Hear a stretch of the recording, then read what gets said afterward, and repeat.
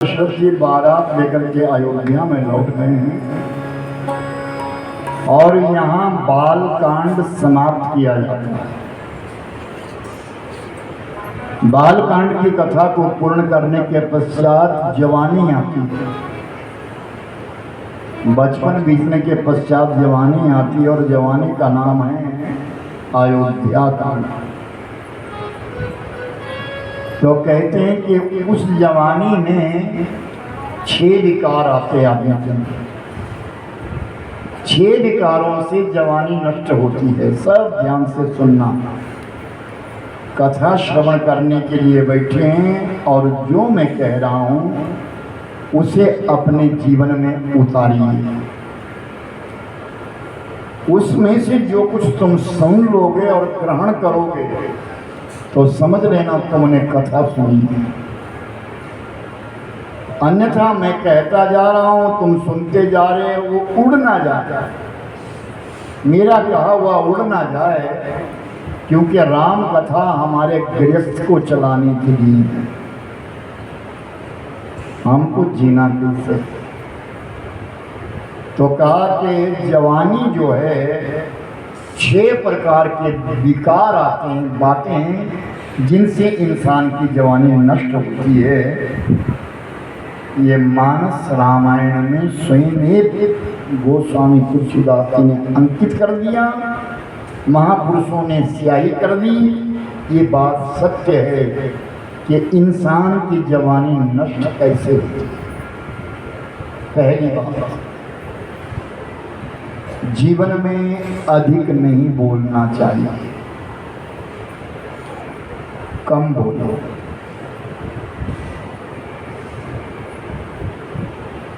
बुढ़ापे में कहा जाता है कम खाना और कम खाना। कम खाओगे स्वास्थ्य अच्छा रहेगा और कम खा लोगे तो घर वालों से सेवा ले लो। हमारा बनाई हुई बहुत सारी वस्तुएं, हमारा बनाई हुई बहुत सारी चीजें हमारे बच्चे नहीं रखना चाहते, उनको वो अच्छा नहीं लगता और वो हमारे सामने उसको तोड़ देते हैं। हमारा बनाया हुआ मकान तोड़ देते हैं, हमारी बनाई हुई वस्तु को खो देते हैं। तो कहा कि उस समय कम खा लो, बुढ़ापे में कम खा लो कि जो हो रहा है होने दो। अगर सेवा करवाना चाहते हैं, अगर तुम उन बच्चों का विरोध करोगे वो तुम्हारी सेवा नहीं करेंगे, उससे तुम वंचित हो जाओगे। जवानी में कदम रखते ही इन बातों का ध्यान रखें। परमार्थ के लिए बोलना, जो बोलना वो दूसरे के कल्याण के लिए बोलना, अधिक मत बोलना अपने जीवन में। जवानी आते ही अंकुश लगा लो। मुझे कुछ लोग बोलते हैं कि ये कथा में बहुत डांटता है, कई कुछ बोल देते हैं लोग मेरे बारे में। लेकिन मैं एक बात करता हूँ कि जो इन ग्रंथों में लिखा है वो मैं सत्य कहता हूँ, उसको मैं झूठाता हूँ, क्योंकि कथा करने मुझे बुलाया है और कथा इन ग्रंथों में लिखी है। जो इसमें सच्चाई है उसको मैं प्रकट करता हूँ। मैं अपनी ओर से कुछ नहीं कहूँगा, जो कहूँगा ऋषि मुनियों की वाणी कहूँगा। तो शायद लोगों को थोड़ा अच्छा नहीं लगता, क्योंकि ऋषि मुनियों ने तो औषधि को कड़वा बनाया। दवाई हमेशा कड़वी होती है और जितनी ज़्यादा कड़वी दवाई है वो उतनी ही कारगर होती है। जो व्यक्ति स्पष्ट बोलने वाला होता है ना, वो कड़वा बोलने वाला होता है ना, वो सत्यता की ओर जाता है। चाटुकारिता जीवन में पसंद नहीं है और होनी नहीं चाहिए। तो कहा बोलना, ये पहली बात है, बोलो लेकिन कम बोलो और सत्य की बात करो, धर्म की बात करो। दूसरी बात, कम चलना। इस शरीर से काम उतना ही लेना जितनी इसके अंदर शक्ति है। कितने लोग ऐसा कह देते हैं जवानी में बहुत कमाया अब टूट गया। कारण कि तूने जवानी में इतना ज़्यादा कमा लिया कि अब बुढ़ापे में तेरा शरीर जो है वो चल नहीं रहा है, क्योंकि तूने अपने आप को तोड़ दिया है। एक मन बोझा उठा सकते उतना ही है। अगर एक मन बोझा उठाने वाले के ऊपर आप 2 मन रख देते हैं तो वो टूट जाएगा। इस शरीर से इतना काम लो कि इसकी कसरत बन जाए, चलता फिरता है, अधिक ज्यादा नहीं है। ये दूसरी बात है। तीसरी बात है अधिक नहीं सोना। जिंदगी में ज्यादा नहीं सोना। एक स्वस्थ व्यक्ति के लिए कहा गया है 8 से 10 घंटे की निद्रा कही गई है। बच्चों के लिए 10 घंटे से 16 घंटे तक की निद्रा कही गई है।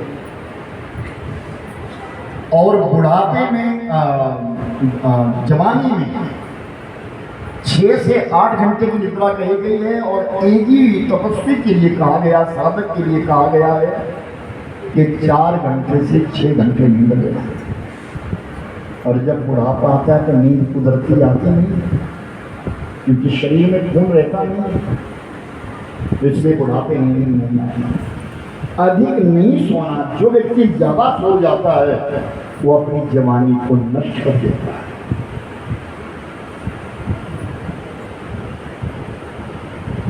तुम्हारा शरीर टूट जाएगा, तुम काम के योग्य नहीं रहोगे। कम सोना, ये सत्यता है, इन ग्रंथों का आलेख है। कम सोना चाहिए मानुष के लिए। प्रातः काल ब्रह्म मुहूर्त में आंख खुल जानी चाहिए।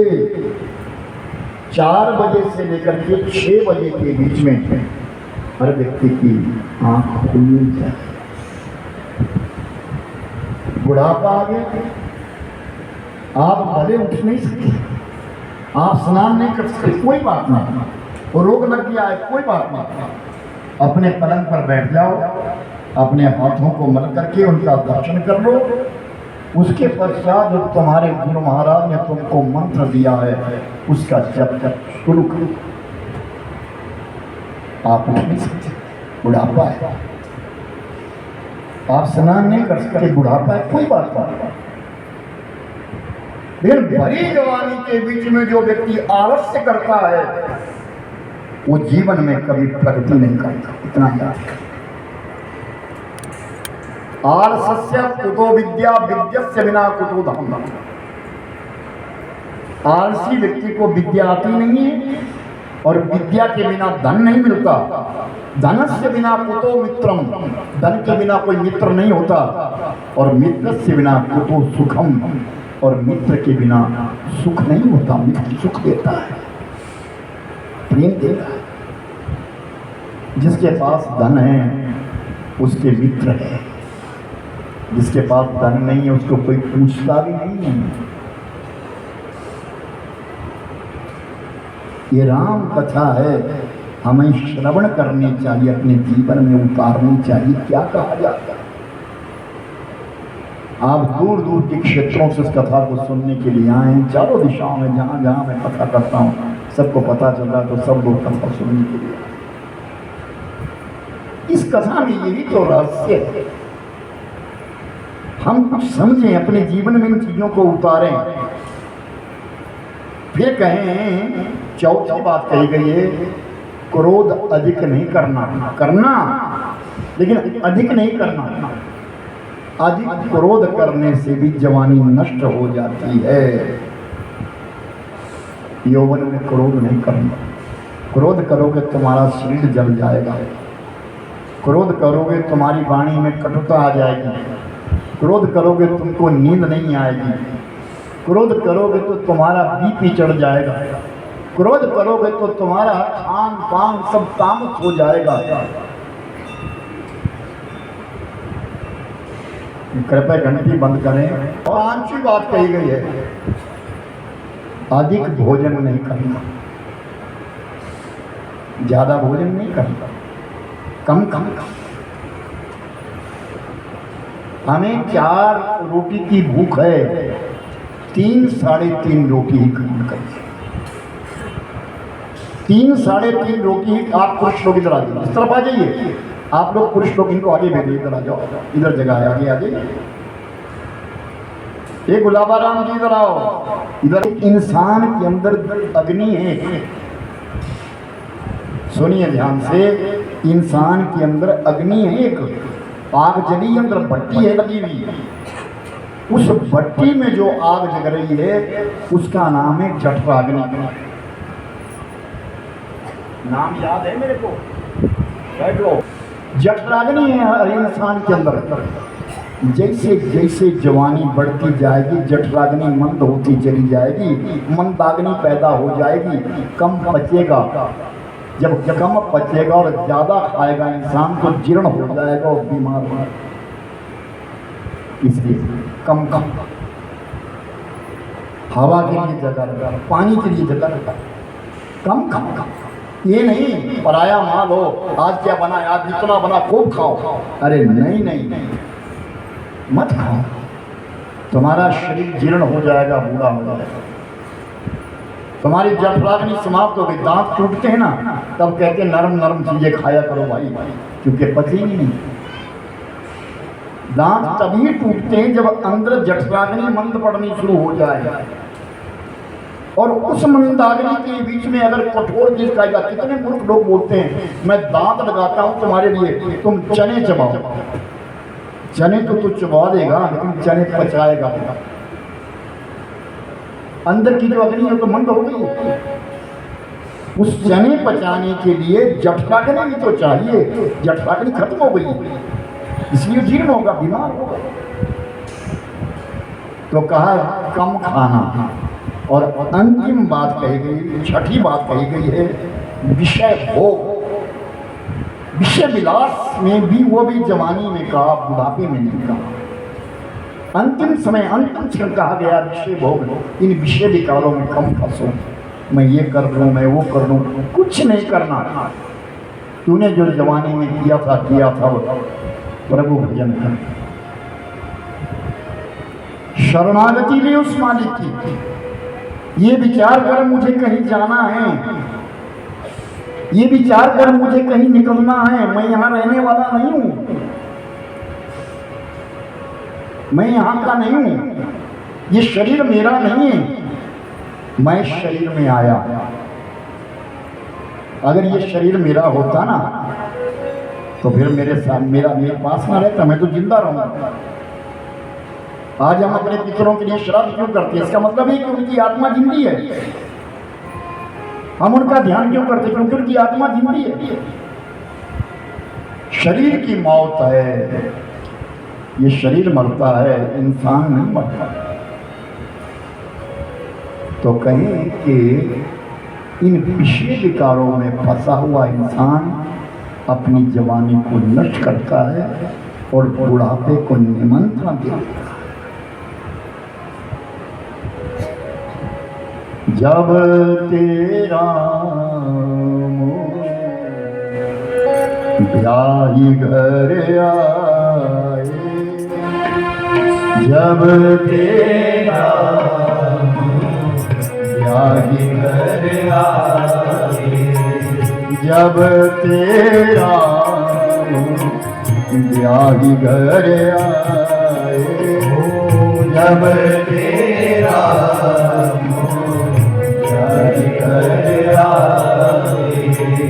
नित नव मंगल मोद मनाए, नित नव मंगल मोद मनाए, जब तेरा ब्याही घर आए, जब तेरा ब्याही घर आए। श्री राम जय राम जय जय राम,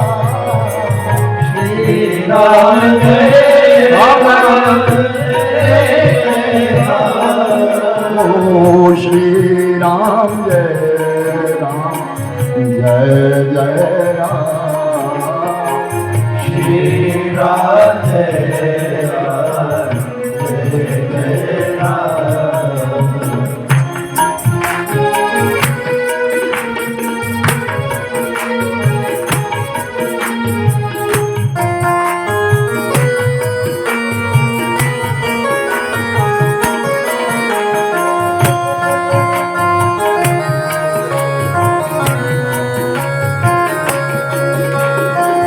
भुवन चारि दस भूधर भारी, भुवन चारि दस भूधर भारी, भुवन चारि दस भूधर भारी, भुवन चारि दस भूधर भारी। प्रेत मेघ बरसी शुभकारी, प्रेत मेघ बरसी शुभकारी। श्री राम जय राम, श्री राम जय राम, जय राम।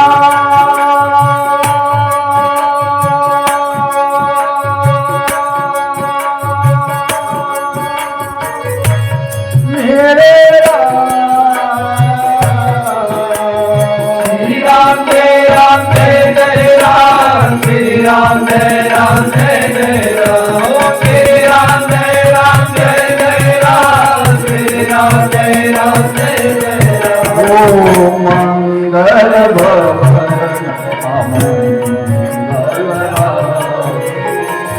मंगल भवन,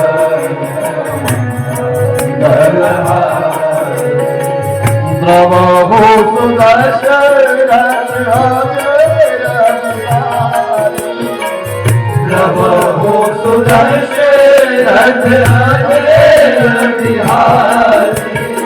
श्री राम जय राम, जय जय राम, श्री राम जय राम, जय जय राम।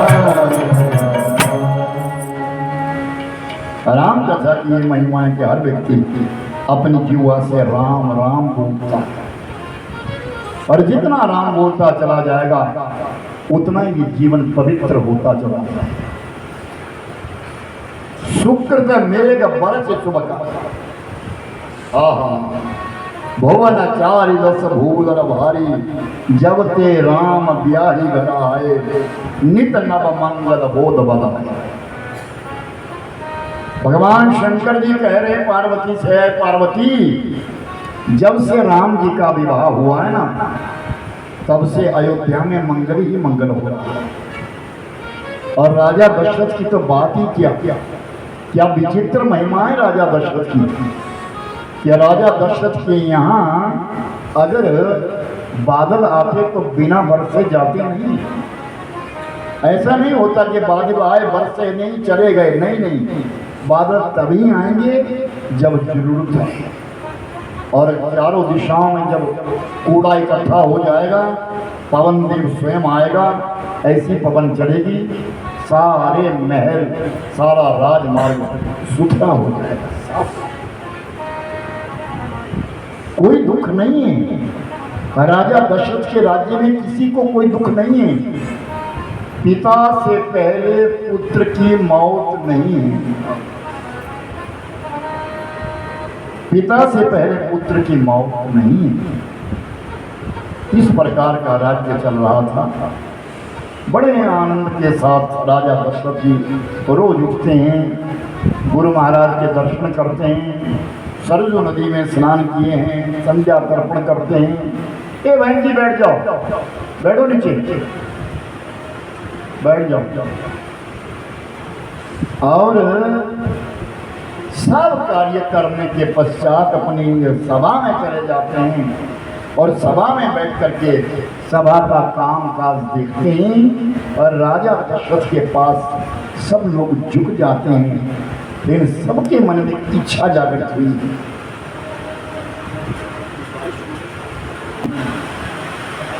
लेकिन लोगों के मन में एक इच्छा जागृत हुई है, बेटे मोबाइल बंद करो। इच्छा जागृत हुई है कि क्या लोग चाहते हैं कि अब इस गद्दी के ऊपर राम बैठे।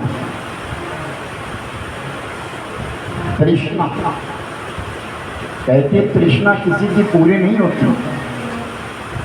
हर चीज को बुढ़ापा आता है, दुनिया में हर चीज को बुढ़ापा आता है, लेकिन तृष्णा हमेशा जवान होती है। तृष्णा को हमेशा जवानी आती है, बुढ़ापे में भी तृष्णा बढ़ती जाती है। तो कहा कि सारे अंग टूट जाएं, दांत गिर जाए, बाल झड़ जाएं, सफेद हो जाएं, हड्डियां बाहर निकलनी शुरू हो जाएं, लेकिन फिर भी तृष्णा जो इंसान की फिर भी जागृत होती है। तो सबकी इच्छा ये है, लेकिन करे क्या, बोले कैसे? राजा दशरथ को कैसे बोल सकते हैं कि आप नीचे उतर जाओ महाराज, आपकी जगह ये स्वयं बैठ गया, राम को बिठा दिया जाए? ऐसा कैसे कहेंगे? कैसे? क्योंकि राजा दशरथ की यहाँ कमी कोई नहीं है, लेकिन प्रेम राम से कर रही है सब। जब बालक नहीं थे तो सबकी इच्छा है कि राजा दशरथ के संतान हो जाए, संतान हो गई, फिर सबने इच्छा व्यक्त करी कि बड़े हो जाएं, बड़े हो गए, फिर सबकी इच्छा है कि उनके बाद इनके विवाह हो जाए, विवाह हो गए। अब और इच्छा जागृत हो गई कि राम राजा बन जाए। लेकिन कहते हैं ना कि मन की इच्छा कभी पूर्ण नहीं होती, उसमें कोई ना कोई जीवन है। हर एक समय सब सहित समाजा, राज सभा राज विराजा। एक समय सब सहित समाजा, राज सभा राज विराजा। सकल सुखी मूरत नाम, सकल सुखी मूरत नाम। राम सुजस मुनि अति उछाओ, राम सुजस मुनि अति उछाओ। मेरे राम राम सीता राम राम मेरे राम राम राम सीता राम मेरे राम राम सीता राम।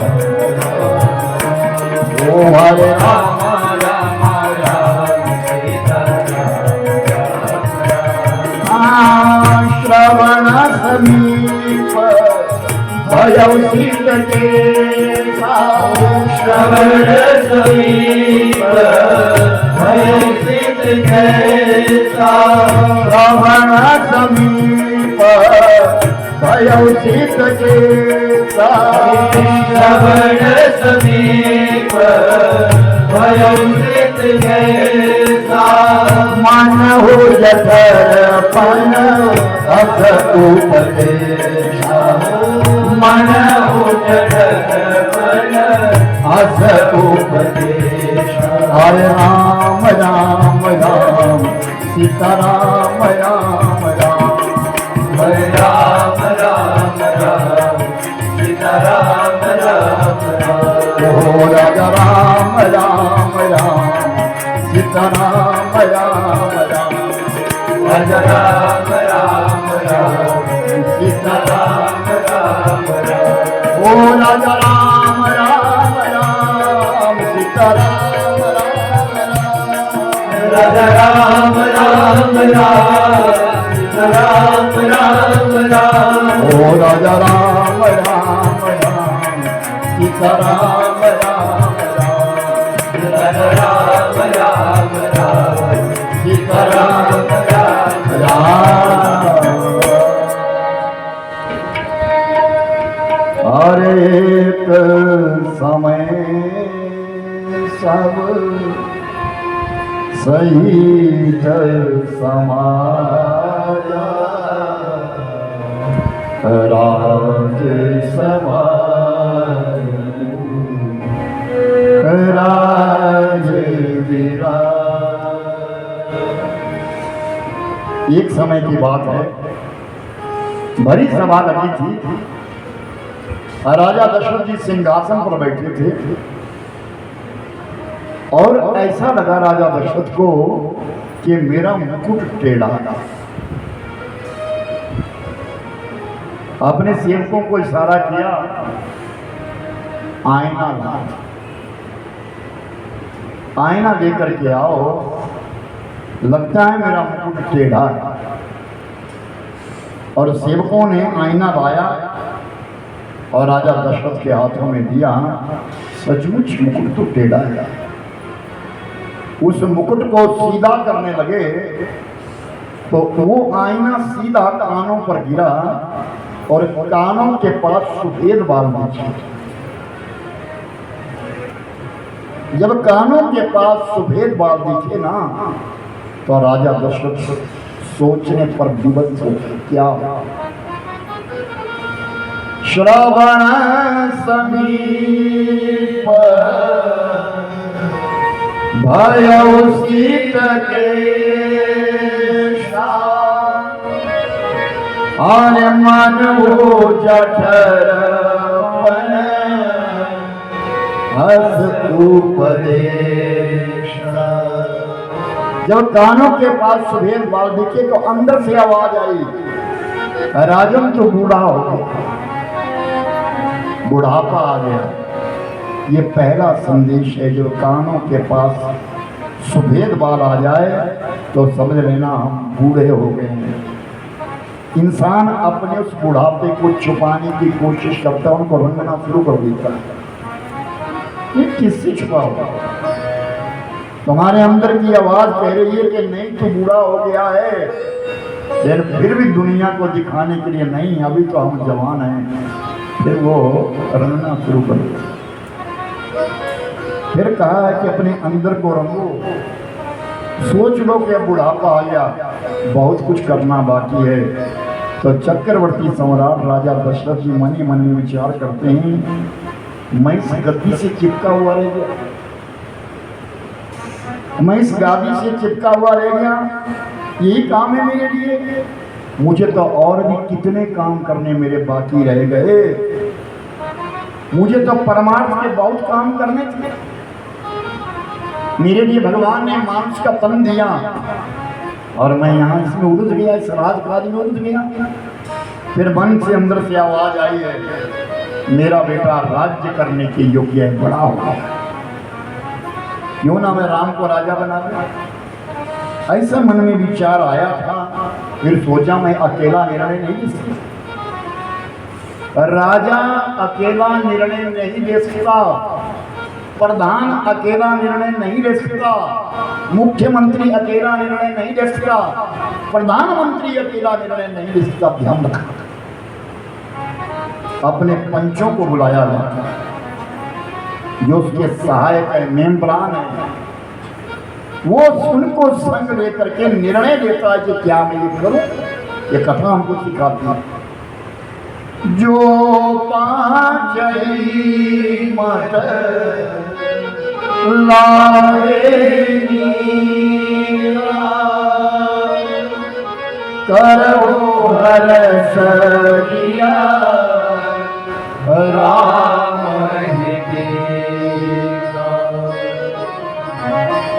और राजा दशरथ जी अपने मन की बात कह रहे हैं, ऐ मेरे पंचों, अगर मेरा निर्णय तुमको अच्छा लगता है तो हाँ करना, अगर अच्छा नहीं लगा मेरा निर्णय तो मना कर देना।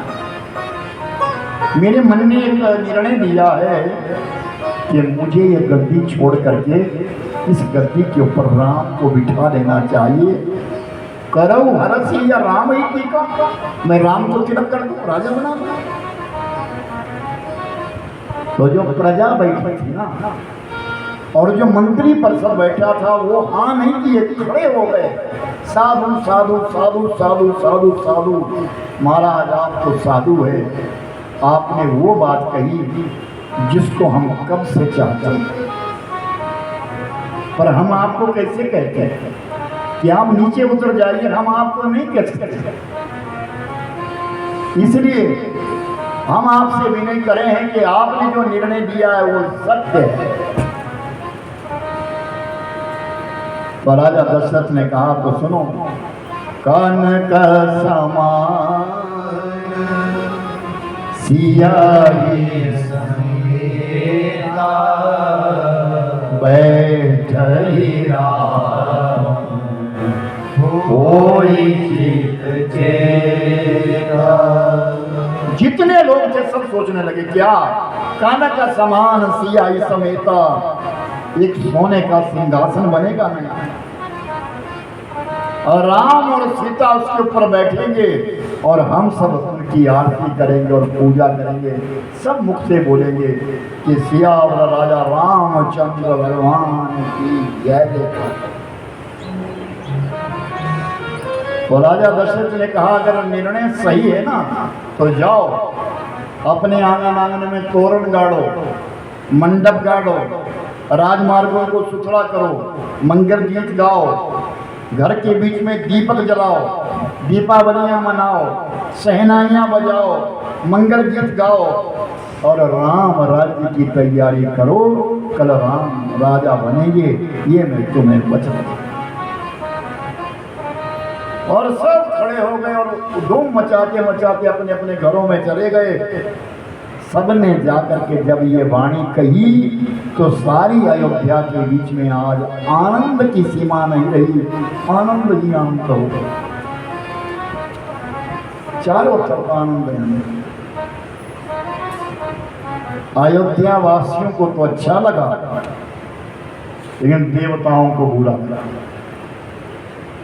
देवताओं ने कहा तो अनर्थ हो जाएगा, अगर राम राजा बन गए तो रावण को मारेगा कौन? राम अगर अयोध्या का राजा बन गया, राजा बाहर जाता नहीं, इन दानवों को कौन मारेगा? धरती का भार उतरेगा कैसे? तो सब देवताओं ने विचार किया कि ये तो निर्णय उल्टा हो गया, किसी ना किसी प्रकार राम को अयोध्या से बाहर निकालो, राम को वनवास देंगे कैसे? किस प्रकार वनवास मिलेगा? तो जाकर के सीधे सरस्वती मैया के पास चले गए और सरस्वती मैया के पास जाकर के प्रणाम किया। माँ ऐसी कोई युक्ति कर कि राम राजा ना बने, राम को वनवास हो जाए। सरस्वती ने कहा तुम्हारा दिमाग खराब है, क्या कह रहे हो? अयोध्या में आज कितनी खुशी है, जाकर के देखो जरा, घर घर सज रहा है, घर घर महल बन रहा है। कल राम राजा बनेगा तो उनके लिए वनवास दे दो, उसके लिए हाँ वनवास दे दो, आप हमारा काम करिए। आप सरस्वती माँ हैं, जिसकी जीवा के ऊपर आप बैठ जाएगी ना, जो चाहेगी वो हो जाए। सरस्वती हर व्यक्ति की जीवा पर निवास करती है। याद रखना, आपके बच्चे पढ़ने वाले हैं, उन बच्चों के कमरे में हमेशा सरस्वती का एक चित्र जरूर होना चाहिए। इस बात को नोट करिए। और रसोई घर में अन्नपूर्णा की तस्वीर होनी चाहिए, और जहां बच्चे रहते हैं, पढ़ते हैं या सोते हैं, वहां सरस्वती मैया का चित्र जरूर होना चाहिए। सरस्वती के आशीर्वाद के बिना कोई बालक जो है सद्बुद्धि नहीं होता, उसको अच्छी बुद्धि मां सरस्वती दी। वाग्वादिनी है, वाणी को देने वाली है। सरस्वती का उपासक सत्य बात करता है, और जिसकी जीवा के ऊपर सरस्वती बस जाती है, जो कहता है वो सत्य हो जाता है। प्रभुवर सरस्वती ने कहा मैं ये काम नहीं कर सकती। देवताओं ने चरण पकड़ लिए, माँ सरस्वती के मैया नहीं, तुम्हें तो ये काम करना ही होगा। मजबूर कर दिया सरस्वती को। अब सरस्वती मन में विचार करती है किसकी बुद्धि बिगाड़ू, राम को वनवास कैसे दूं? आकाश मार्ग से शाम का समय है, संध्या की बेला हो रही है। आकाश मार्ग में सरस्वती आ गई और आकाश में विचार कर रही है कि किसकी बुद्धि बिगाड़ूं। जिसने अपने बचपन में सरजू नदी का पानी पिया है उसकी बुद्धि को मैं बिगाड़ नहीं सकता। कितनी महिमाएं मां सरजू नदी की।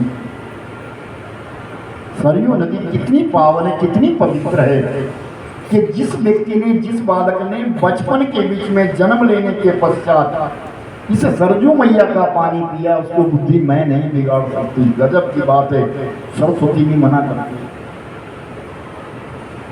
तो कौन बिगाड़ेगा बुद्धि? फिर कैसे वनवास होगा कि जिसका जन्म अयोध्या में नहीं हुआ है उसकी बुद्धि को मैं बिगाड़ सकता।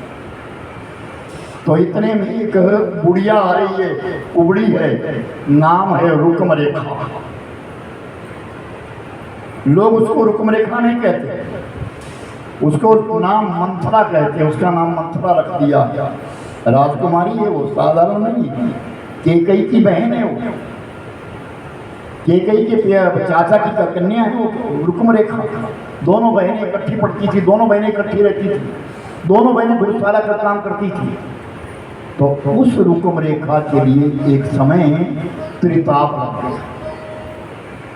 त्रिताप कहेंगे जो तीसरे दिन बुखार आता उसको त्रिताप कहते हैं। तो त्रिताप लग गया और जब त्रिताप आया तो उसको राजवैद्यों को दिखाया गया। राजवैद्यों ने उस कन्या के लिए चंदन का शरबत पिलाया।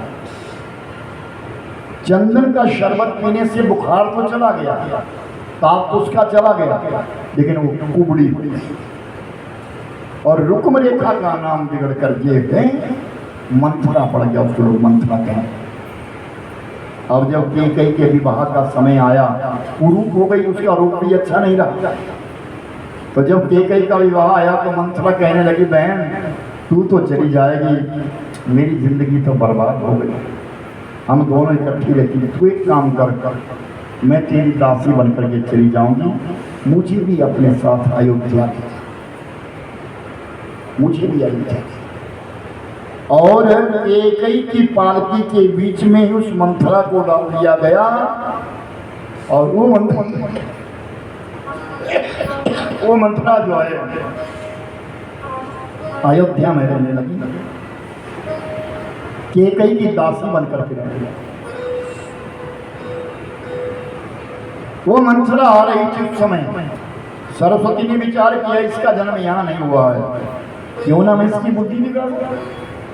और जा करके उसकी बुद्धि के ऊपर बैठ गई सरस्वती मैया। जो सहनाइयाँ बज रही थी, जो मंगल गीत गाए जा रहे थे ना, वो पीड़ा देने लगे, वेदना देने लगे, उन कानों को पीड़ा होने लगी मंथरा को। तो एक स्त्री के पास जाकर के पूछती है, क्या हुआ है यहाँ, क्यों गा रहे मंगल गीत तुम? तो उस स्त्री ने कहा, तुम्हें पता नहीं, आज राजा दशरथ ने बड़ी सभा में कहा कि कल राम राजा बने। बस इतना कहना था कि उस मंथरा के लिए गजब हो गया, राम राजा बनेंगे।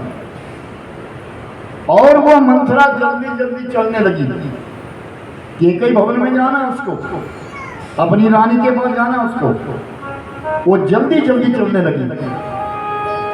और जाकर के जब केकई भवन में पहुंची और केकई ने जब दरवाजा खोला तो केकई ने कहा कि आओ आओ आओ मंथरा आओ, बताओ तुम कैसी हो। तो वो मंथरा कहती है, मैं तो अच्छी हूं लेकिन तू अच्छी नहीं। केकई ने मुझे कहा, मुझे क्या हो, मैं तो बहुत अच्छी हूँ। राम मेरा बेटा है, भरत मेरा बेटा है, लक्ष्मण शत्रुघ्न सब मुझे माँ कहते हैं, राजा दशरथ मेरे पति, भोजन कौशल्या के संग करते हैं, बातें दोनों से करते हैं, रात्रि में शयन करने के लिए मेरे कक्ष में आते हैं, मुझसे ज़्यादा प्रेम करते हैं। मुझे कभी दिखाया, मुझे क्या हुआ? मंथरा कहती है अभी तक तो ठीक थी, अब ठीक नहीं है। क्यों? सीधी बात कर, क्या हुआ है? तुझे मालूम है? पहला झूठ कहा मंथरा ने। तभी तो कहा कि गुरु अगर असत्य के राह पे चलने वाला है तो शिष्य भी भटक जाएगा, वो शिष्य का राह भी गलत हो जाएगा। वो कुटिल गुरु आया, ऐसा गुरु बनकर के आया मंथरा कुटिल बनू, उसका दिमाग घुमा रही। तुझे नहीं मालूम?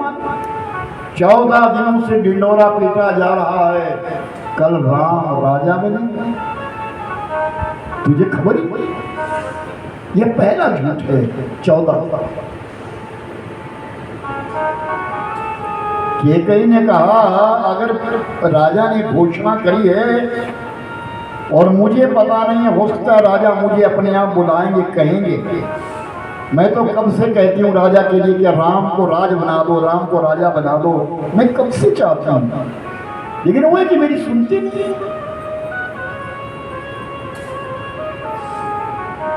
वो मेरी सुन नहीं रहे।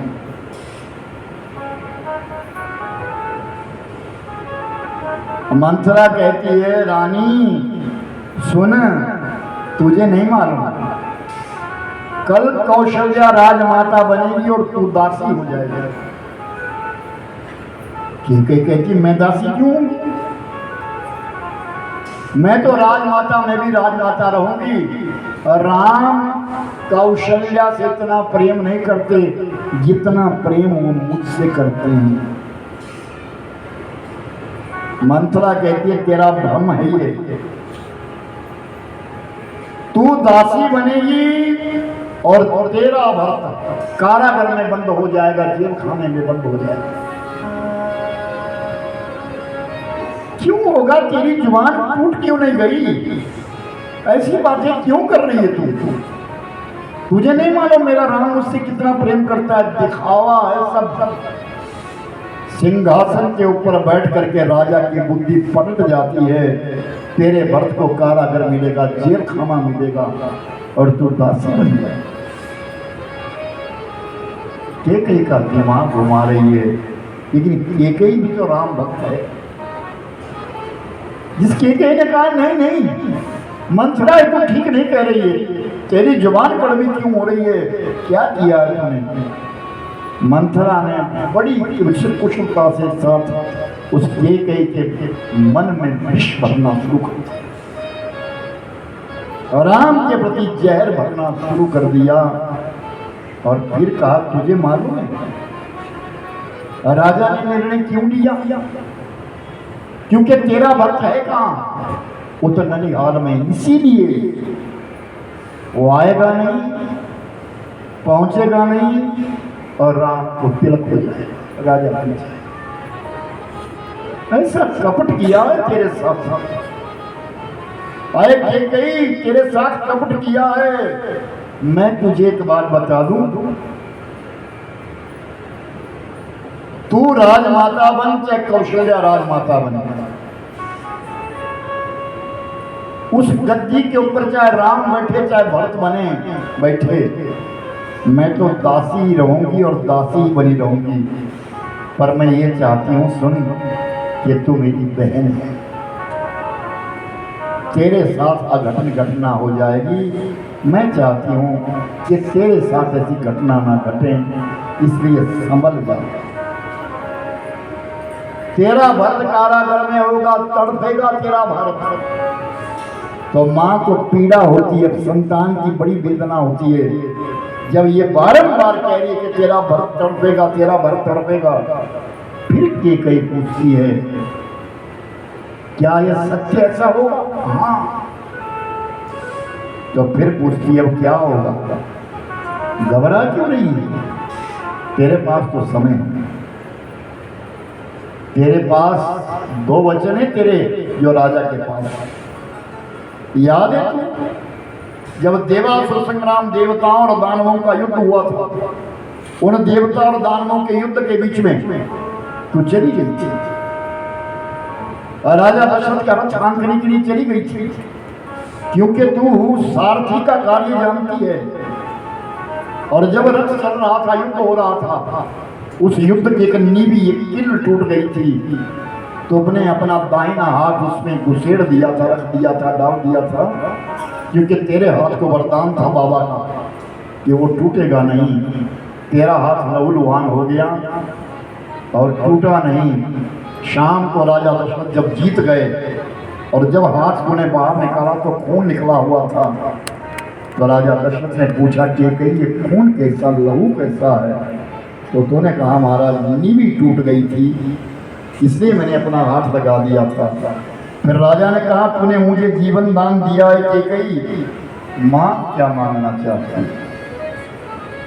मैं तुझे 2 वचन देता हूँ, मांग जो तेरी इच्छा है वो वचन मांग ले। तो तूने कहा था समय आने पर मांग लूंगी, आज वो समय आ। क्या मांगूंगा? पहला वचन मांग राजा से कि तेरे भरत को राज, तेरे भरत के लिए राज, पहला वचन मांग। और दूसरा वचन मांग के राम को 14 वर्ष वन में भेज दे, बनवास।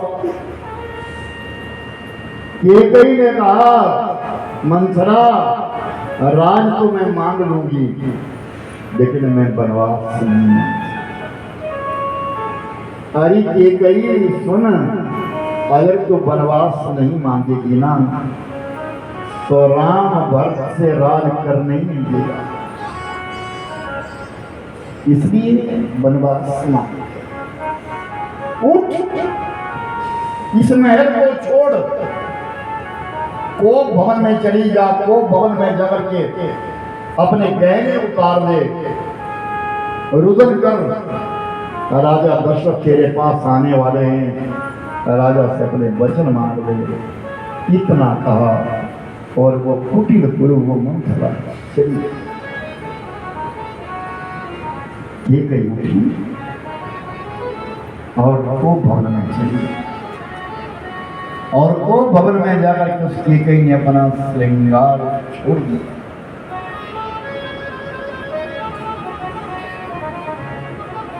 राजा दशरथ जी से को भवन में आए,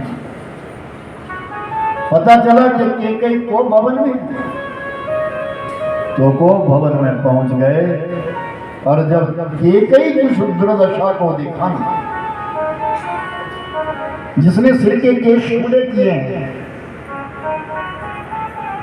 नियम ये बनता है कि जब कोई विघ्न होता है तो सिर के केश खोल दिए जाते हैं।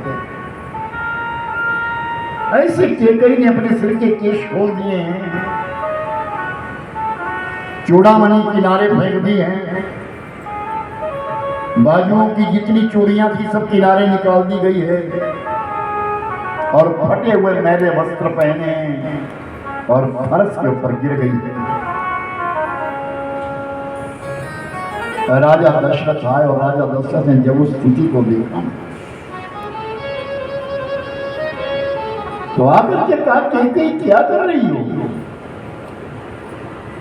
ये क्या किया तूने?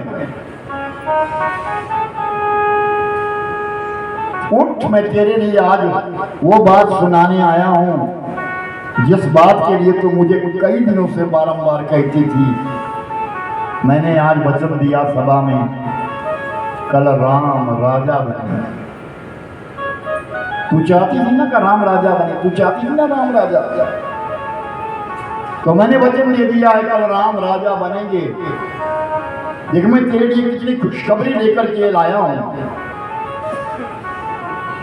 और उस कैकेयी ने चुप रही, कुछ नहीं कहा। राजा ने 1 बार कहा, 2 बार कहा, जब तीसरी बार राजा ने बोला कैकेयी मैं वचन देकर के आया हूं, तब कैकेयी कहती है वचन वचन कहती हो, कभी निभाया भी है? राजा ने कहा मैंने क्यों नहीं निभाया? कब निभाया बताओ? मेरे 2 वचन हैं आपके पास, आपने निभाए? राजा ने कहा तूने मांगे कब? 2 क्यों मांग, 4 मांग।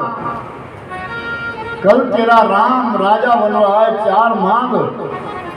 जिस पिता का पुत्र ऊंचे पद पर बैठता है वो पिता फूला समाता नहीं है। मुझ में कितनी खुशी है तू समझ सकती है।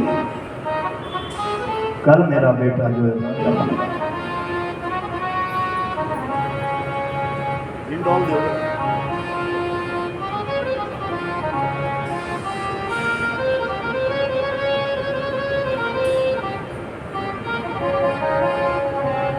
रघुकुल लक्ष्मण कहते तू क्या कह रही है? वचन निभाने की बात करती ओ रघुकुल रीति सदा चलिया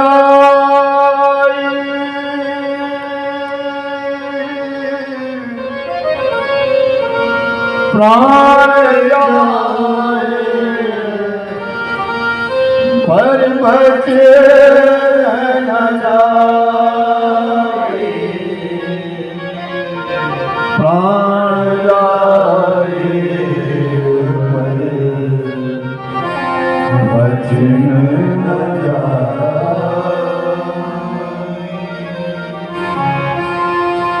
दशरथ कहते हैं कि कहीं मेरे कुल की रीति है भले प्राण चले जाए लेकिन वचन नहीं हम तोड़ते। तो मेरे वचन को बोल क्या वचन होते जो तू इस समय मांगना चाहती है मैं वो दूंगा। क्या? सुन हो प्राण प्रिया वो भावत जी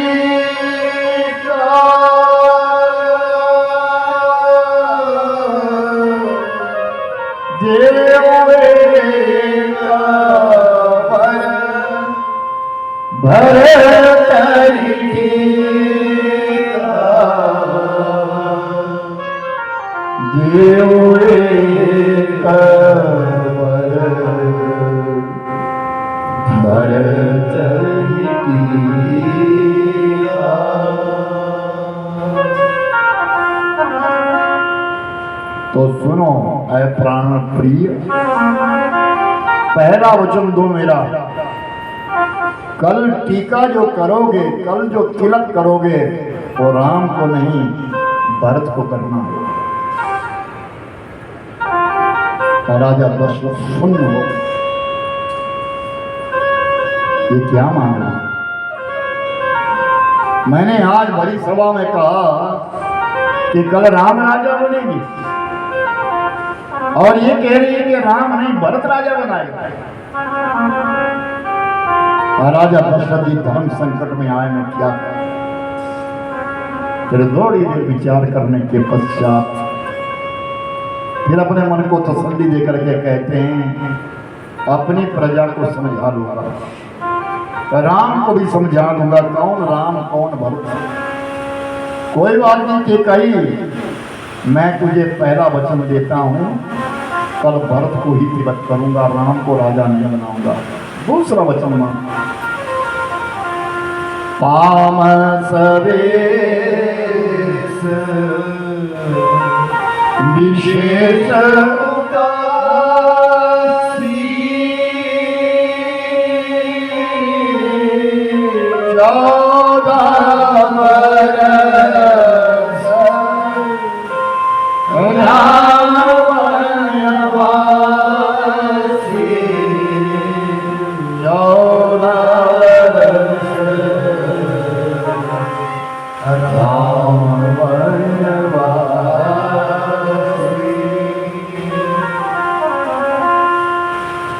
विशेष तपस्वियों का वेश धारण करके 14 वर्ष के लिए राम को वन में दिया। राजा दशरथ कहती क्या मान ली राम तुझे प्यारा नहीं। राजा ने वचन दो मेरा राम को 14 वर्ष के लिए वन में भेजो। राजा दशरथ ने कहा राम चले जाएंगे तो मेरे प्राण भी चले जाएंगे। ये कहीं कुछ और मांग ले कुछ और मांग ले, मैं बन चला जाता हूँ। राम बालक है, क्यों भेज रही है मन को? ये कहीं कहती है वचन दो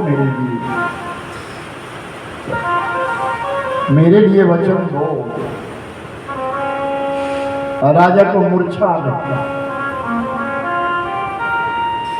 ये कई पानी लेकर के आई और पानी का छींटा दिया। राजा को चेतना आई, फिर कहा वचन दो। फिर मूर्छा आ जाती है, फिर चेतना करती है। सारी रात बीत गई, राजा सो नहीं सके। केकई ने सोने नहीं दिया, दूसरा वचन दे नहीं रहे। भोर का समय हो गया, सूर्य निकलने का समय आ गया। अयोध्यावासी कतार में खड़े हैं, राजमहलों के बाहर कतार में खड़े हैं। राजा बाहर आएंगे और हम बधाई देंगे। प्रभु आपको बहुत बहुत बधाई हो, आज आप राजपिता बन रहे हैं, आज राम राजा बनेगा, आपको बहुत बहुत बधाई हो। बधाई देने के लिए लोग कतार में खड़े हैं, लेकिन सूर्य निकल गया, राजा बाहर नहीं आए। जो राजा ब्रह्म मुहूर्त में उठता था वो आज सूर्य निकल गया, तब तक उठा नहीं। तो संशय हो गया सबके मन में, कुछ ना कुछ घटना घटी है, कुछ हुआ है, कुछ तो हुआ है। तो सुमंत बाबा मंत्री थे, अयोध्या के मंत्री सुमंत बाबा थे। सुमंत बाबा से कहा, बाबा आप जाओ, पता करो हमारे राजा को क्या हुआ। और सुमंत बाबा भागे भागे जब केकई के को भवन में गए और जब राजा की स्थिति को देखा तो घबरा। और केकई से पूछते हैं, माँ बता हमारे राजा को क्या हुआ। कुछ नहीं हुआ। बड़ी कठोर होकर के कह रही है, कुछ नहीं हुआ, जा राम को लेकर के आ, राम को लेकर के आ। सुमंत बाबा विचार करते हैं, काम दर्शन को आया तो तबीयत बिगड़ गई, राम दर्शन करेगा तभी तबीयत अच्छी होगी। इसलिए सुमंत बाबा बाहर आए, बाहर निकले और लोग दौड़ गए। क्या हुआ बाबा, क्या हुआ, क्या हुआ? कुछ नहीं हुआ, ठीक है तुम शांत रहो थोड़ी देर, मैं अभी आया। और वृद्ध है, 80 वर्ष की उम्र है उनकी। ऐसा सुमंत बाबा भागे भागे राम के महल में गए और राम जी का दरवाजा खटखटा दिया। तो जैसे राम जी का दरवाजा खटखटाया तो अंदर से सीता मैया निकली। और सीता ने जब सुमंत बाबा को देखा तो एकदम अपना पल्लू आगे कर दिया, घूंघट निकाल दिया और सुमंत बाबा के चरणों में प्रणाम कर दिया। तो सुमंत ने कहा, बेटी क्या कर रही हो? थोड़ी देर के पश्चात तुम्हारी सवारी निकलेगी, अयोध्या की पाट महिषी बनने वाली हो तुम, अयोध्या की महारानी बनने वाली हो तुम, तो मेरे चरणों में प्रणाम क्यों कर रही हो? तो सीता मैया ने कहा, बाबा मेरी माँ ने मुझे यही सिखाया है कि तुम्हारे दरवाजे पर घर का कोई वृद्ध व्यक्ति आए तो उसके चरणों में प्रणाम करना, इसलिए मैं आपको प्रणाम कर रही हूँ। कहो आपका आना कैसे हुआ? राम कहाँ है? मैं अभी बुलाता हूँ। राम जिस समय पूजा करके निवृत्त हुए थे, अभी पूजा के वस्त्र भी खोले नहीं थे। कहा, आर्यपुत्र सुमंत बाबा आए हैं।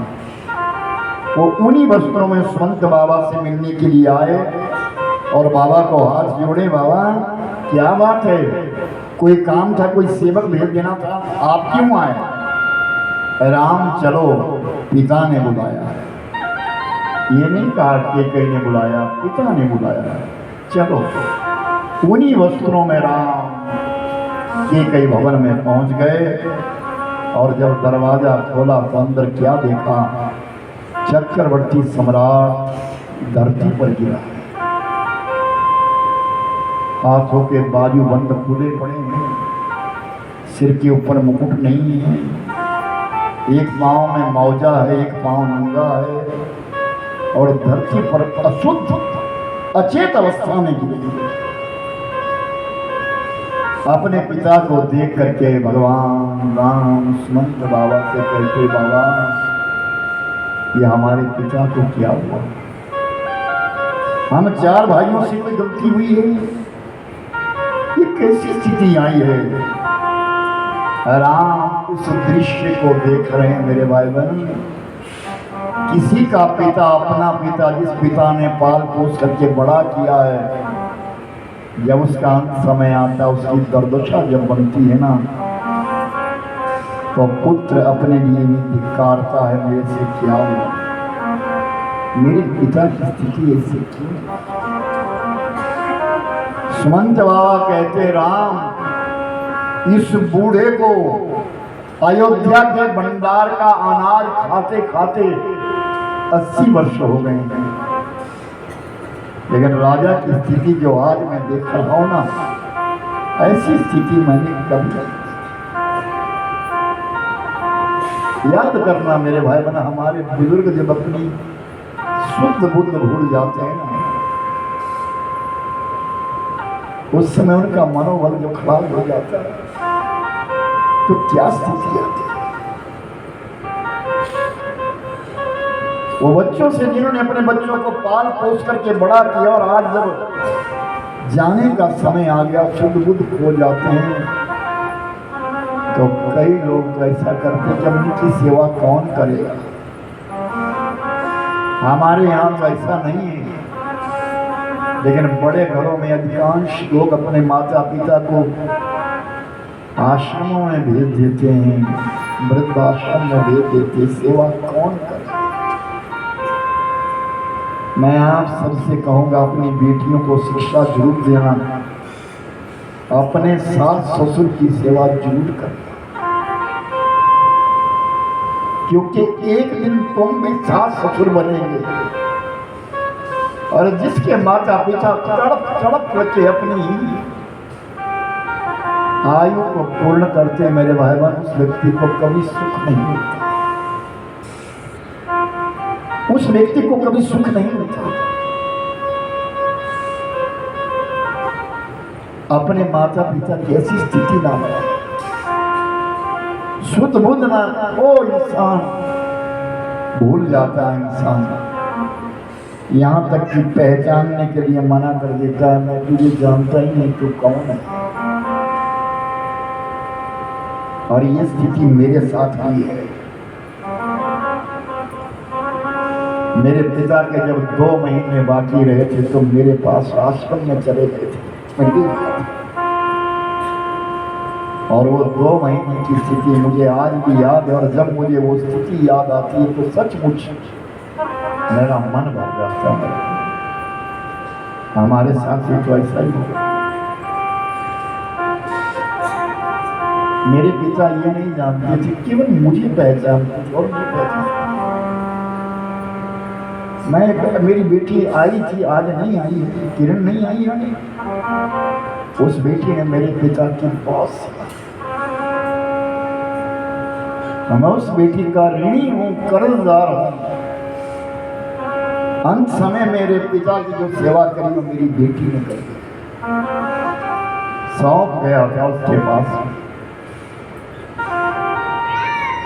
और नैना देवी में कथा हो रही थी। कथा को कैसे छोड़ना, बारंबार टेलीफोन के ऊपर मेरे पिता कहते कुछ आ रहा है, मैं कहा आ रहा। पूर्णाहुति हुई और इधर मेरे पिता ने प्राण छोड़ दिए। पूर्णाहुति हुई और उन्होंने प्राण छोड़े। कितनी बड़ी बात थी कि पूर्णाहुति तक ये सबके प्राण संभाल करके रखे थे। आप सब जानते हैं मेरे पिता को। लौट करके आ। वो माँ जिस माँ ने अंत समय में मेरा हाथ पकड़ करके पुजारनी में कह दिया, अनपढ़ थी मेरी माँ, एक काम करियो, गलती तो मैंने बहुत करी है, अपने पिता को संभाल लियो, लेकिन एक वचन दे दे, मुझे यहाँ मत फूकने देना, अपनी दुआई करिए, अपने शमशान को। आज भी वो रात मुझे अच्छी तरह याद है। कभी कहूँ मेरे भाई बहन, ये अंत समय सबको आए। राम, तेरे पिता से मैंने 2 वचन मांगे थे, कि कई थे। एक वचन तो मैंने ले लिया है, तेरे पिता ने दे दिया है, दूसरा वचन तेरा पिता नहीं दे रहा है। मैंने तेरे पिता से पहले वचन में मांगा था कि कल राम नहीं भरत राजा बने। राम ने कहा, मां ये तूने अच्छा किया। बड़े प्रसन्न हुए राम। संग जन्मे संग जाए, संग बड़े संग बजाए। हम सब भाइयों का साथ साथ साथ हो, लेकिन राजा मैं क्यों बनूं? ये तूने अच्छा किया। भरत राजा बनेगा और भरत का साथ मैं दूंगा, उसका साथ मैं दूंगा। कौन सा वचन है जिसको मेरे पिता नहीं दे सके? राम, मैंने तेरे को 14 वर्ष मांगे कि तू 14 वर्ष वन में रहेगा। सुनो जननी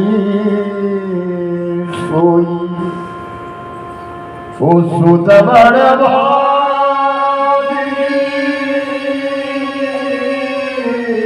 मातु पितो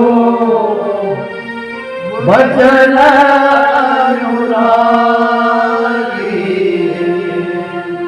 मातु पितो वचन अनुरागी।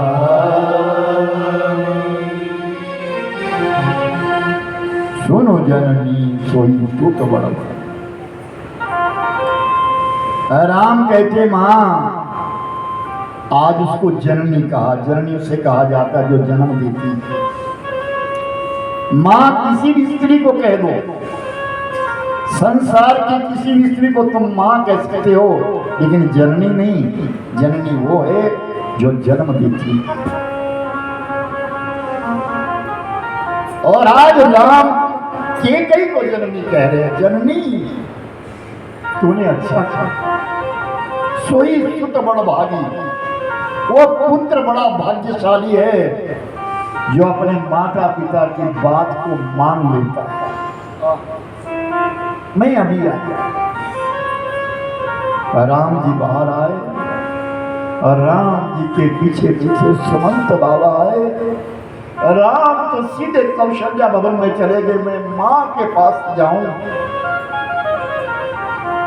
लेकिन जैसे सुमंत बाबा बाहर आए तो एकदम शोर मच गया। राम को राज नहीं, वनवास हो। जितने भी अयोध्यावासी थे सबके नेत्र भर गए,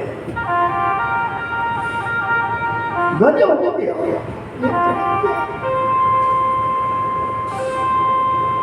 सारा समाज रुदन करने लगा। अयोध्या के बीच में मानव का मानव, यहां तक कि पशु पक्षी भी रोने लगे। उस राम से इतना प्रेम करते थे। आज राम के विरह में किसी के घर में चूल्हा नहीं जला, किसी ने गौ दहन नहीं किया, अपने बच्चों को दूध तक नहीं पिलाया है। गालियां देने लगे। सारा समाज कई को गालियां देता है, मनाने की कोशिश भी करने लगे, लेकिन कई ने सबको धक्के देकर के बाहर निकाल दिया। और राम सीधे चले गए और कौशल्या मां के पास, और कौशल्या के कुछ खबर ही नहीं है। राम जैसे गए और मां के चरणों में प्रणाम किया ना, जैसे प्रणाम किया मेरे भाई बहन, तुरंत कौशल्या ने पकड़ लिया और अपनी गोदी में बिठा लिया। राम सुन, आज सोई नहीं हूं मैं पूरी रात। राम आज मैं सोई नहीं हूं पूरी रात। आज ना मैंने अपने हाथों से तेरे लिए पोशाक बनाई है, मैंने कपड़े सिले आज। राम आज तू वो कपड़े पहनेगा और रथ पर बैठेगा, अयोध्या का परिक्रमा करेगा और अयोध्या के सिंहासन पर मेरा पुत्र बैठेगा। राम चुप। कुछ नहीं कह रहे, मन में सोच रहे कैसे कहूं कि तेरे पुत्र को राज नहीं वनवास, कैसे कहूं कि तेरे पुत्र को राज नहीं वनवास। और सुन रहा, मैंने ना आज अपने हाथ से भोजन बनाया है। हमारे कुल की परंपरा है कि जिस दिन बेटा राजा बनता है ना, उस दिन माँ के हाथ का खाना खाता है, माँ के हाथ का भोजन करता है। आज के बाद तो तेरे को दास और दासियां खिलाएंगे। आज मैं अपने हाथ से खिलाऊंगी तेरे लिए, मैंने तेरे लिए खाना बनाया। राम चुप है। कौशल्य कहते तू बोलता क्यों नहीं, क्या बात है? तब राम कहते मां पिता दीने मोई वो कानन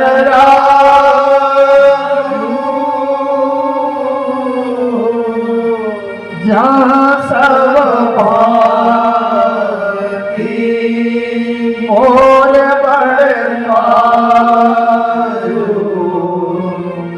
जहाँ सब मोर बड़का।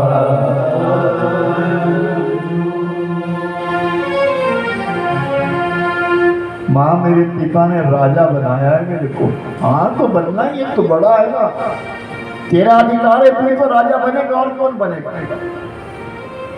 पर माँ हमारा राज्य कोई छोटा थोड़ा है। एक भाई यहाँ राज करेगा, एक भाई वन का राज करेगा। कानन राजू मेरे लिए वन का राज दिया गया, यहाँ भरत राज करेगा और मैं वन में जाऊंगा। समझ गई कौशल्या, मेरे पुत्र को राज नहीं वनवास, मेरे पुत्र को राज नहीं वनवास। तड़प गई कौशल्या। शून्य, सारा समाज शून्य है और कौशल्या एकदम चुप हो गई। ये क्या हुआ? जिसकी तैयारियां करके आज मन प्रसन्न हो रहा है, वहां वनवास।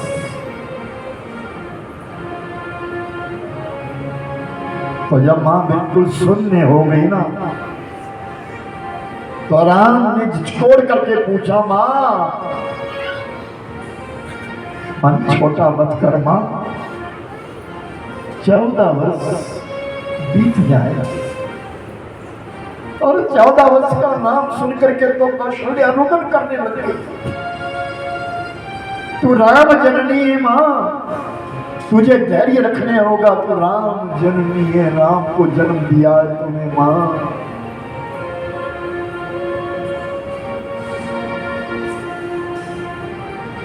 थोड़ी देर के पश्चात कौशल्या समझ करके कहती है, अगर तेरी माँ ने कहा होता, पिता ने कहा होता ना, तो समझा लेती। पर मैं समझ गई हूं कि तेरी भी माता ने कहा है, कैकेयी ने कहा है। तो सुन, मैं तेरी जननी हूं, तुझे आशीर्वाद देती हूं। मैं तेरी जननी हूं, मैं तुझे ये आशीष देती हूं क्या, जो पी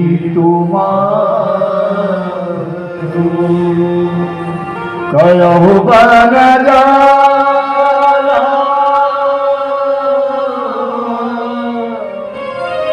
तो शतरावत समान तो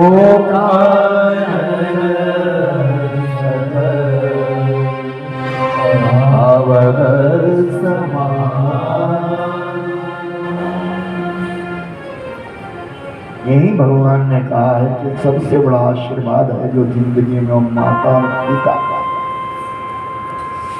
वो कौशल्या कहती है राम तो जा, मैं तुझे एक आशीर्वाद देती हूँ, वो वन तेरे को 100 अयोध्या जैसा लग जाएगा, जा वन में चला जा। राम ने प्रणाम किया और जैसे बाहर निकलने लगा, राम जैसे बाहर निकलने लगे तो कौशल्या ने एकदम चरण पादुका उठा दी। राम जी की छोटी छोटी खड़ावें उठा ली और अपनी छाती से लगाई और अपने सिरहाने में रख दी।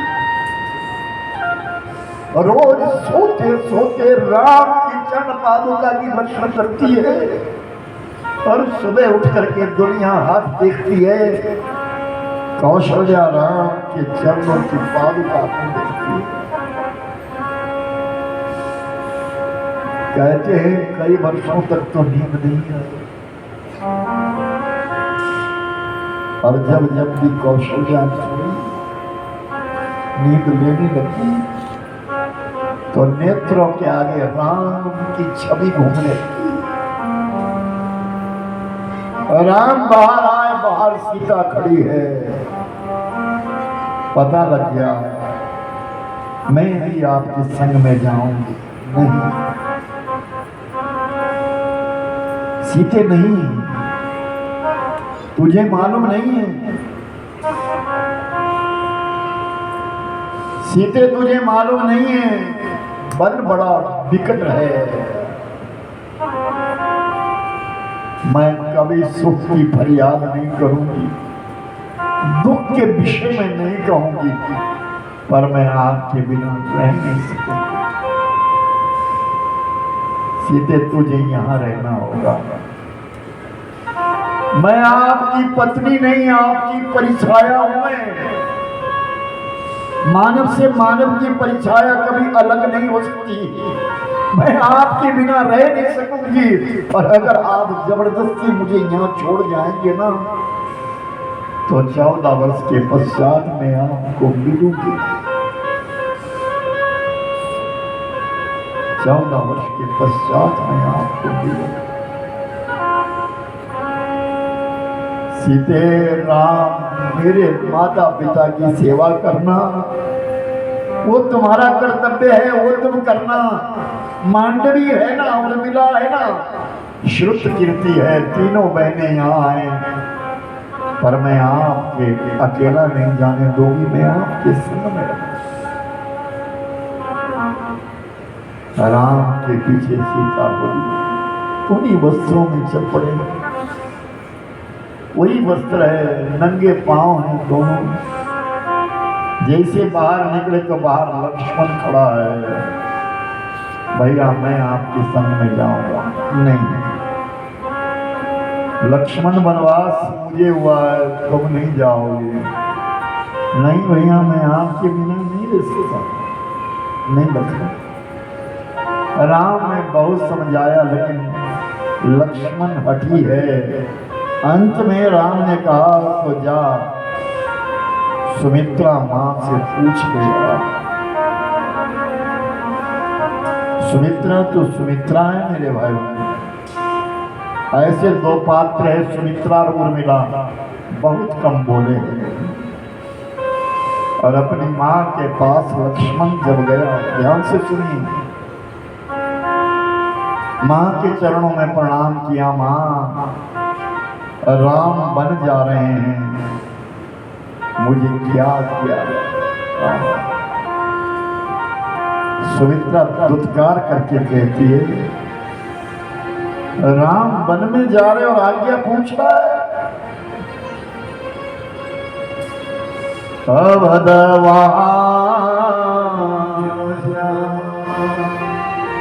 ओ राम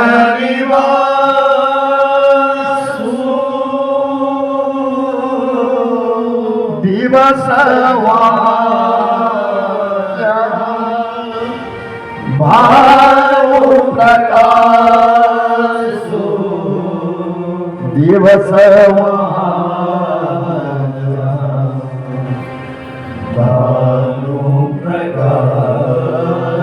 लक्ष्मण अयोध्या वहां है जहां राम है। जब राम वन में जा रहे हैं ना तो तेरा यहाँ काम क्या है? पर एक वचन दे के जा। आज तेरी जननी तेरी माँ तेरे से वचन मांग रही है, एक वचन दे करके जा कि सपने में भी कभी राम और सीता के लिए बुरा मत कर। तो लक्ष्मण कहता है मां, सपना तो तब आता है जब कोई सोता है। आज तेरी सौगंध खाता हूं कि 14 वर्षों तक मैं सोऊंगा भी नहीं। जब मैं नहीं सोऊंगा तो सपना कैसे आएगा? तो कहा लक्ष्मण जा उर्मिला से मिल करके, अपनी पत्नी से मिल करके। लक्ष्मण उठे और उर्मिला के भवन चले गए। उर्मिला चित्रकला में बड़ी पारंगत थी, चित्र बनाना जानती थी और बड़ा सुंदर चित्र बना रही है। राम दरबार की झांकी बना रही है।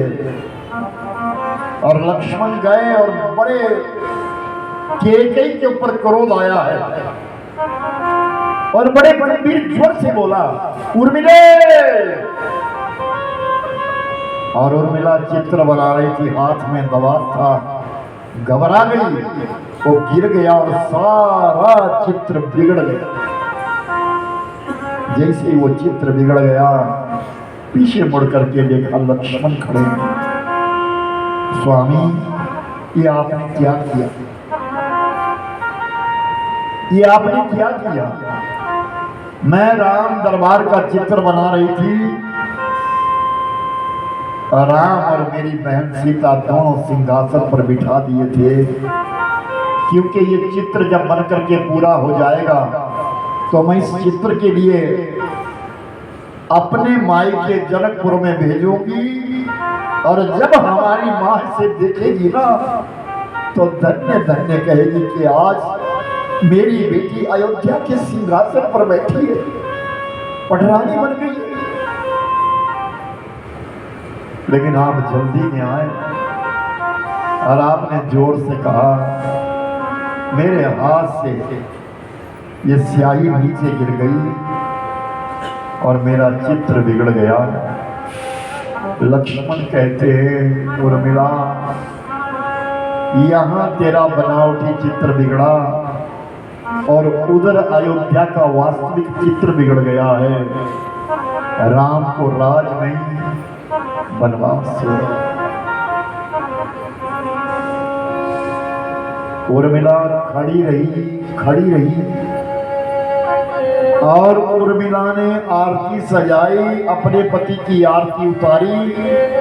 ये नहीं कहा कि मैं भी साथ में जाऊंगी, जानती है मेरा पति सेवक है, सेवा करने जा रहा है, मैं बिगड़ नहीं करूंगी। और 14 वर्षों तक खड़ी रही, अपने पति के इंतजार में 14 सालों तक उर्मिला खड़ी रही। और राम, लक्ष्मण और वेदी जी तीनों अपने पिता के पास प्रणाम करने को जाते हैं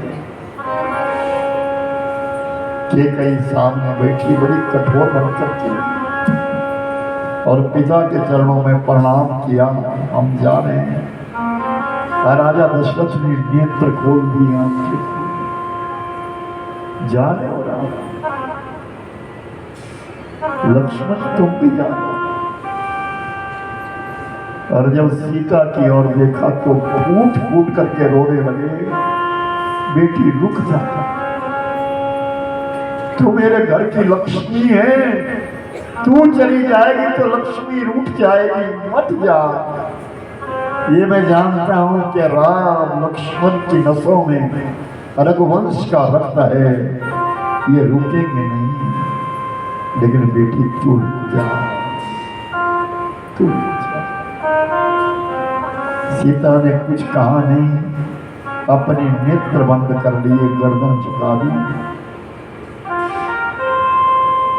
और राजा दशरथ ने बहुत कुछ कहा, बड़ा प्रसंग है वनवास का, बहुत शब्द कहे, लेकिन किसी ने इस बात को नहीं माना। अब जाना है। सुमंत बाबा सामने खड़े। राजा दशरथ ने कहा, बाबा एक काम करो, मेरे बच्चे रुकने वाले नहीं हैं, इनको रथ में बिठा 4 दिन वन में घुमा करके ले आओ, ये बालक है, इन्हें लेकर के आओ, घूम लेंगे, आ जाएंगे, प्रतिज्ञा पूरी हो जाएगी।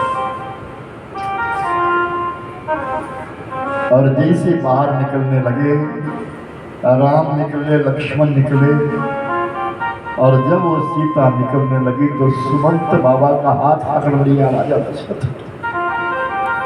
सुन, मैं जानता हूं ना राम आएगा ना लक्ष्मण आएगा, उस समय एक काम करिए, इस सीता के पास मेरी ओर से हाथ जोड़ लेना।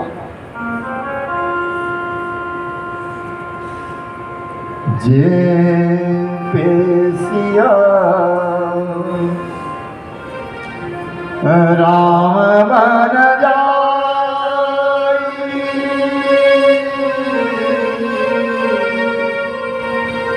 तो भी नहीं करो कर गोरी, फिर प्रभु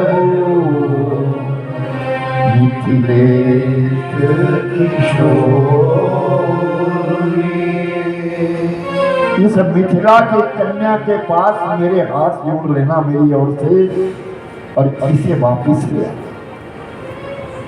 अगर ये वापिस नहीं आएगा ना तो दशरथ जीवित नहीं रहेगा,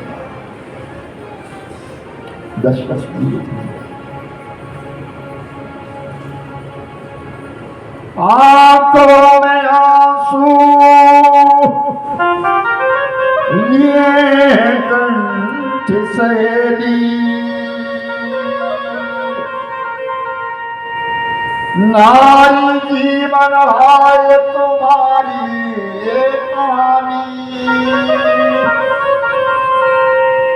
अरे आंचल में दूध है और आंखों में पानी,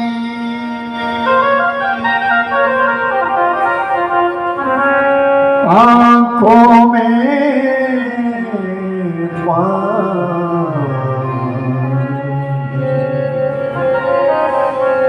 और जैसे तीनों बच्चे बाहर आएगा, पूरा समाज रोने लग गया और रास्ता रोक दिया। आप यहाँ नहीं रहेंगे, आप हमारे घर में रहेंगे। राम ने कहा, घर में रहने की आज्ञा नहीं है। लोगों ने कहा, हम आपको जाने नहीं देंगे, लेकिन राम तो जाने के लिए तैयार बैठे हैं। लोगों की इतनी भीड़ हो गई कि निकलना मुश्किल हो गया। तो राम ने सुमंत बाबा से कहा, बाबा रथ लाओ। और रथ के ऊपर जब राम लक्ष्मण बेदी ही जब बैठे ना, उस समय जिन माताओं की गोदी में बालक थे, छोटे छोटे बालक थे, वो बालक रथ के आगे डाल दिए। जाओ, कैसे जाना है, हमारे बच्चों को मार करके जाओ, आगे कैसे जाए। और वो राम नीचे उतरते ही एक एक बालक को उठाते हैं, उसकी माँ के हाथों में देते हैं, अपना रास्ता आगे करते हैं। जैसे रथ चलने लगा, पीछे पीछे अयोध्या के सब नर नारी, पूरा समाज पीछे चल पड़ा। कोई अयोध्या में रहना ही नहीं चाहता। राजमहल के लोग अयोध्या में बैठे हैं, पूरे का पूरा समाज राम के पीछे चला।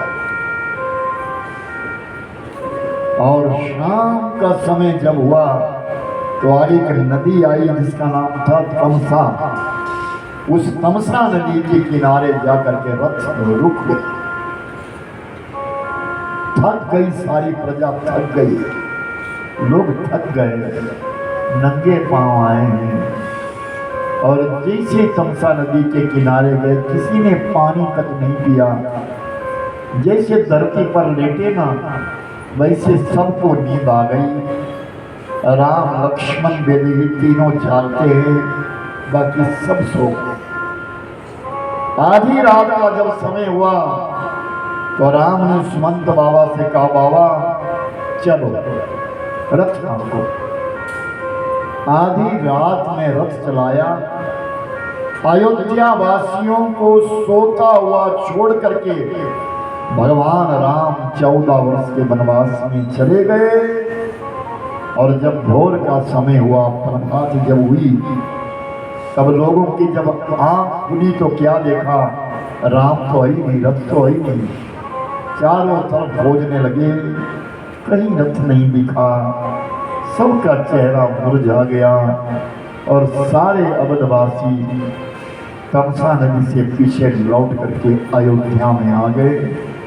जो अयोध्या बिल्कुल शून्य हो गई, जहाँ ना कोई पक्षी बोलता है, ना गैया मैया कोई रामती है, ना किसी के घर का चूल्हा जला है, न किसी के बालक ने दूध पिया है, न किसी ने अपने बालक को स्तनपान करवाया है। अयोध्या में सब शून्य होकर के बैठ गए। राम चले गए। एक दिन बीता, 2 दिन बीते, 3 दिन बीते। चौथे दिन के बीच में राम गंगा मैया के किनारे पहुंचे और चौथे दिन जाकर के राम ने गंगा मैया के किनारे जाकर के गंगा जल का पान किया। बड़ी सच्ची बात। भगवान की जय।